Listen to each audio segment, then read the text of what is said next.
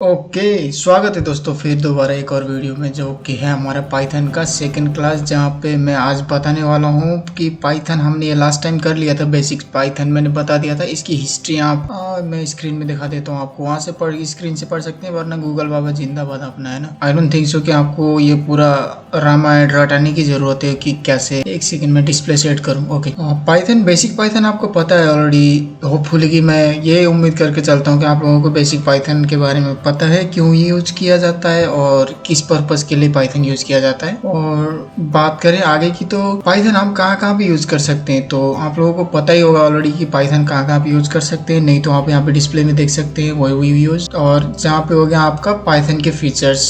और यदि आप लोगों ने दूसरा लैंग्वेज ऑलरेडी सीख रखा है जैसे सी या C++ या जावा, तो आप लोगों को पता है कि पाइथन कितना ईजी है, क्योंकि जो हम मॉड्यूल हम क्रिएट करते हैं जावा में और C++ में, वो मॉड्यूल हमें पाइथन में इनबिल्ट मिलता है, तो उसको अलग से क्रिएट करने की ज़रूरत नहीं है। बस नाम ले लो, इंपोर्ट करो और आपके सामने मॉड्यूल हाजिर है और उसके ऊपर आप काम कर सकते हो अपने। तो आइडिया फॉर पाइथन इज चाहिए। फिलहाल हम डाटा साइंस के लिए तो एनाकोंडा पे काम करते हैं ज़्यादातर, मोस्टली, क्योंकि एनाकोंडा पे विजुअलाइजेशन अच्छे से हो पाता है और इसमें कर्नल दिया हुआ है जिसको हम अलग अलग टाइम पे अलग अलग सेल को रन कर सकते हैं, जो कि है आपका UID दूसरे एप्लीकेशन या पाइचाम या दूसरे कोई UID में पॉसिबल नहीं है। ठीक है, इसीलिए हम एनाकोंडा यूज करते हैं। और आपको मैंने ऑलरेडी लास्ट वीडियो में ऑलरेडी बता दिया था एनाकोंडा एप्लीकेशन कैसे डाउनलोड करते हैं और कहाँ से। आप ये वेबसाइट में जाके कर सकते हैं, वरना आपको आई बटन में लिंक है, वहाँ से वो वीडियो देख सकते हैं कैसे डाउनलोड करना है। और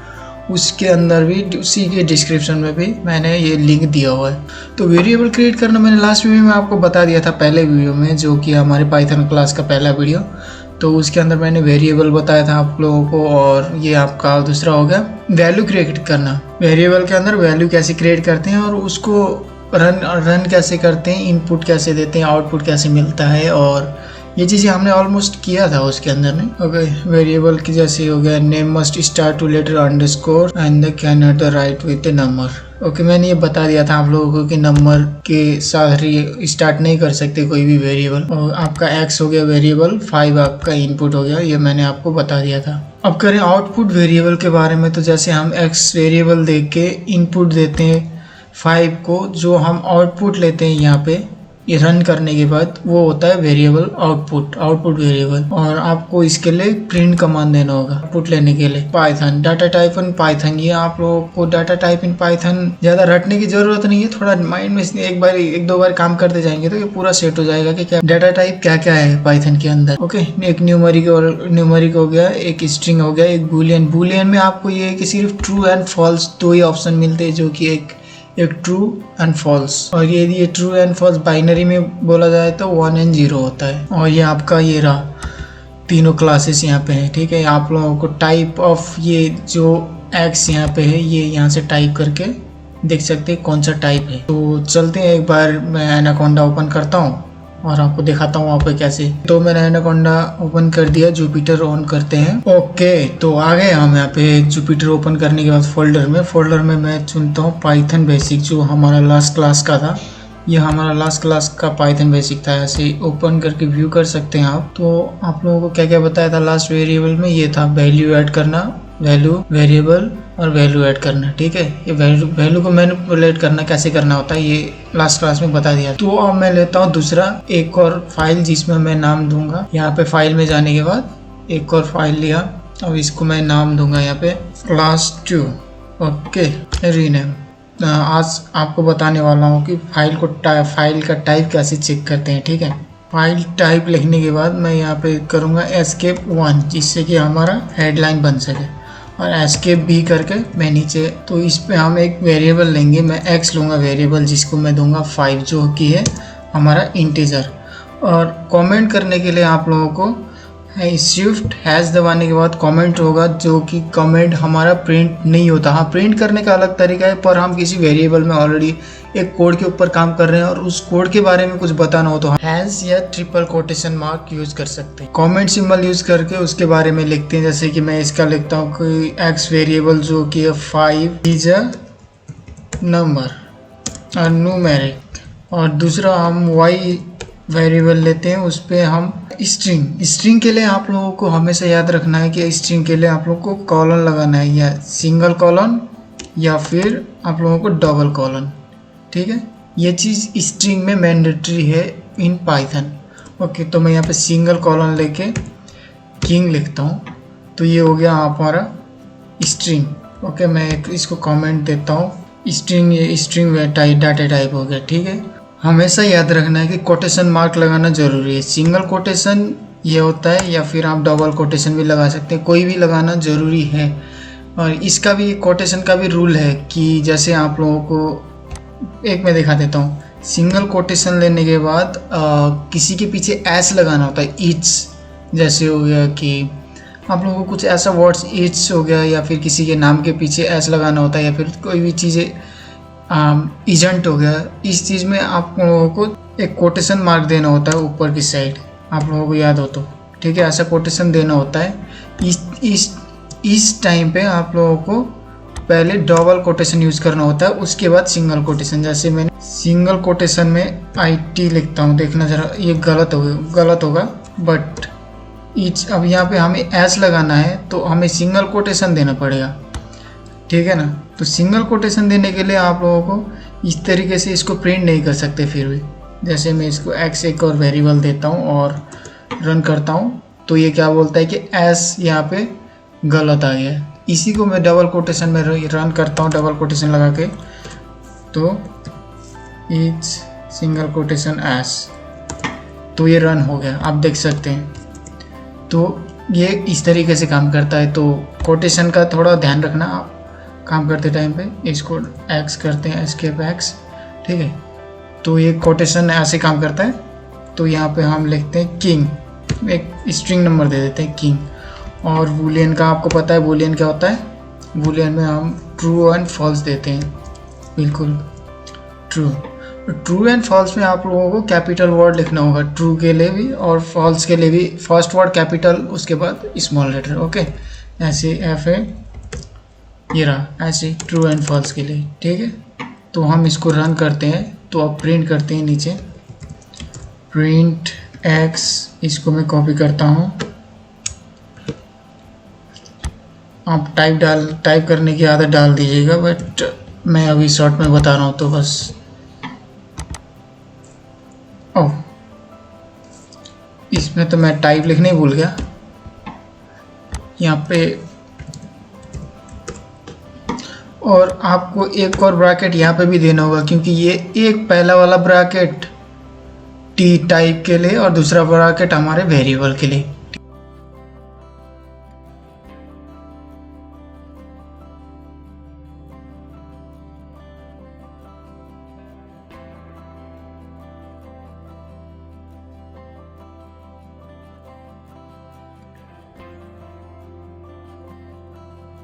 ओके, तो इसको रन करते हैं।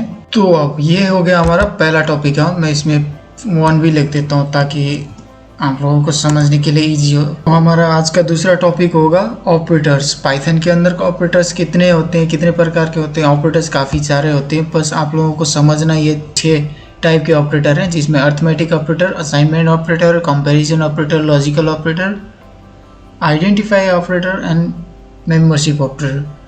इसके बारे में डिटेल में बात करेंगे। उससे पहले सबसे पहले बात करते हैं अर्थमेटिक ऑपरेटर के बारे में।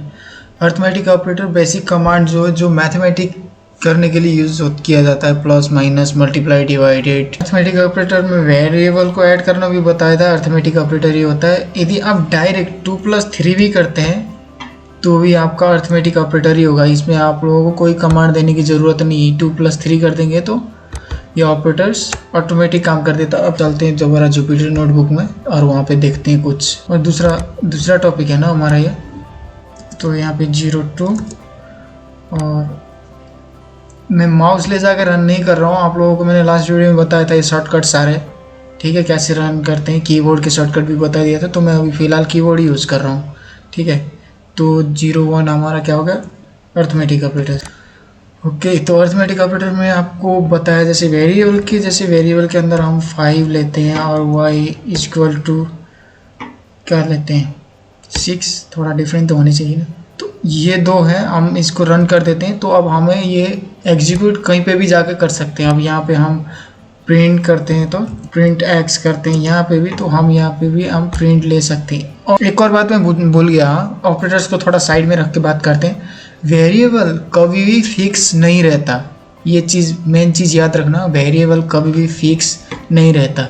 अब यहाँ पे हमारा x क्या है, x प्रिंट करने पे हमें 5 मिल रहा है, आप देख सकते हैं x प्रिंट करने पे हमें 5 मिलता है। और यदि मैं यहाँ पे आके नीचे x का एक और वेरिएबल लेके यहाँ पे मैं 10 रन करूँ तो अब हमें x 5 नहीं मिलेगा। ये चीज़ें याद रखने की है। अब कहीं पे भी जाके मैं x करूँगा, वेरिएबल का नाम टाइप करूँगा, वहाँ पे अपडेट होगा, क्योंकि जो हमने यहाँ पे वेरिएबल दिया था 5 वो वेरिएबल अब अपडेट हो गया इस पे। यदि हम इसको रन ना करके मैं दोबारा इसी को जाकर वापस रन करता हूँ तो यहाँ पे आप देख लीजिए अभी इन में 10 आ रखा है, ये 11 15 होगा, क्योंकि यहाँ 16 होगा, 16 भी ऑलरेडी हो चुका है यार, 17 होगा यहाँ पे। ठीक है, देखना जरा, ये 17 होगा तो इसको हटा के फिर ये 10 की जगह 5 ही आके बैठेगा। ठीक है, ये चीज़ें याद रखने की है। 17 हो गया यहाँ पे। अब हम यहाँ पे जाके इसी x को भी रन कर सकते हैं। अब यही रन 10 जो है उसी को रन करके देखते हैं, कंट्रोल इंटर, देख सकते हैं 5। ये एक मेन चीज़ है, क्योंकि एक ही नाम का वेरिएबल आप बाहर जगह लेंगे तो आप लोगों को दिक्कत करेगा, इसीलिए वेरिएबल का नाम अलग अलग रख लीजिए जो सूटेबल हो, जिससे कि आप लोगों को आगे ऑपरेशन करने में इजी हो। हॉस्पिटल जाके नहीं, इधर ही पाइथन के अंदर। अब चलते हैं अरिथमेटिक ऑपरेटर की साइड, और जिसमें है, मैंने यहाँ पे स्पेलिंग गलत कर दिया, एक सेकेंड जरा, अयो ये कैसे हुए। ठीक है, ये होगा आपका अरिथमेटिक ऑपरेटर, जिसमें अब हम अरिथमेटिक ऑपरेटर के बारे में बात कर रहे हैं, जो कि हमारा x वैल्यू 5 और y वैल्यू 6, जिसके अंदर हम अब प्रिंट करते हैं x प्लस y। तो हम ऐसे ही कर सकते हैं डायरेक्ट, हमें और कुछ करने की जरूरत नहीं है, हम इन दोनों की वैल्यू का आउटपुट ले सकते हैं क्या है। तो आप यहाँ पे देख सकते हैं, ये हो गया हमारा प्लस, और यहाँ पे हम मल्टीप्लाई करना चाहते हैं तो ये सेम यहाँ पे भी ले सकते हैं। मैं कंट्रोल A करता हूँ और कंट्रोल C करता हूँ, और यहाँ पे जाकर कंट्रोल V करता हूँ, तो ये हमारा, मैं भी आप लोगों को शॉर्टकट भी साथ साथ बताता जाऊँगा। ये हमारा मल्टीप्लाई सिंबल हो गया, यहाँ पे हमने 30 मिला हमें, और नीचे चलते हैं, फिर दोबारा कंट्रोल V करते हैं, और यहाँ पे हम करेंगे माइनस, और ये वैल्यू -1 पे आ गया। मैं क्यों ना इसको माइनस में थोड़ा अच्छा नहीं लग रहा है, तो इसको 5 देके इसको 6 5 कर दूं, आंसर तो आना वही है सब में, पर इसमें चेंज आएगा थोड़ा। तो हर बार जितने बार आप वैल्यू चेंज करेंगे वेरिएबल में, उतने बार उसको रन करना पड़ेगा। तो इस पे 1 आ गया। तो अब करते हैं डिवाइड ऑपरेटर, जो कि है हमारा x डिवाइड बाई y 1/2। 1/2 जो आपका ये आ गया ना, ये आ गया फ्लोट में। जो हम इंटीजर्स देखते हैं, इंटीजर में भी आप लोगों के ऑपरेटर्स बाद में डाटा टाइप पढ़ेंगे तो उसमें पता चल जाएगा ऑपरेटर्स फ्लोट क्या है, इंटीजर्स क्या है, ये सारी चीज़ें आगे बता दूंगा। डाटा टाइप जब पढ़ेंगे तो तब उसमें हम फ्लोट के बारे में और इंटीजर्स के बारे में और अच्छे से पढ़ेंगे। ये हो गए हमारे 4 ऑपरेटर्स में। और यहाँ पे हम आप देख सकते हैं कौन कौन से, यहाँ पे आप देख सकते हैं, यहाँ पे है मॉड्यूल, इसको बोलते हैं मॉड्यूल, और इसको बोलते हैं एक्सपोनेंशियल, और इसको बोलते हैं डिवीजन ये भी है, पर ये दोनों का काम अलग है। अभी देखेंगे क्या है, मैं आपको बताता हूँ। ठीक है, ये है मॉड्यूल, इसको हम परसेंटेज नहीं बोलते हैं पाइथन के अंदर, ये हमें पता है, पर ये परसेंटेज नहीं बोला जाता, ये होता है मॉड्यूल। तो ये देता है 1 क्यों दिया इसमें लॉजिक है, तो ये लॉजिक भी आपको बाद में एक्सप्लेन करूंगा जब मैं डाटा टाइप बात करता जाऊंगा उसके टाइम में। ठीक है, तो अब बात करते हैं डिवीजन के बारे में। ठीक है, तो डिवीजन के अंदर हमें डिवीजन y, इसने यहाँ पे दिया 1 और यहाँ पे दिया हमें 1.2। ठीक है, इसका मतलब ये है कि आपका ये जो 1.2 आ रखा था हमारा ऊपर के आउटपुट में, तो ये वैल्यू सिर्फ हमें डॉट के बाद जो पॉइंट के बाद जो वैल्यू आता है उसको हटा के देता है ये आंसर, जो कि होता है एक इंटीजर। ठीक है, ये डेटा टाइप होता है इंटीजर। आप लोगों को जैसे मैंने यहाँ पे दिखाया था, ये 5 10 एक इंटीजर है। यदि मैं इसमें 0.5 डालता तो ये इसका देख लीजिएगा क्या बनता है डाटा टाइप। मैंने इसको रन कर दिया, डाटा टाइप यहाँ पे फ्लोट बन गया। अर्थ में ये ऑपरेटर है डिवीजन ऑपरेटर, ये हमें इंटीजर में आउटपुट देता है। ओके, तो इतने ऑपरेटर्स हो गए हमारे पास। तो अब नेक्स्ट पे बात करते हैं एक्सपोनेंशियल में क्या होता है कि आप लोगों को एक जो वैल्यू आप वेरिएबल का आउटपुट लेते हैं वो आपको पावर में मिलता है। पावर का पता है ना, जैसे 2 का पावर 4 होता है, 3 का पावर 9 होता है, तो उसी टाइप का हमें पावर मिलता है एक्सपोनेंशियल का। ठीक है, तो मैं प्रिंट कमांड देता हूँ एडिट कर दिया मैंने, x पावर ऑफ y।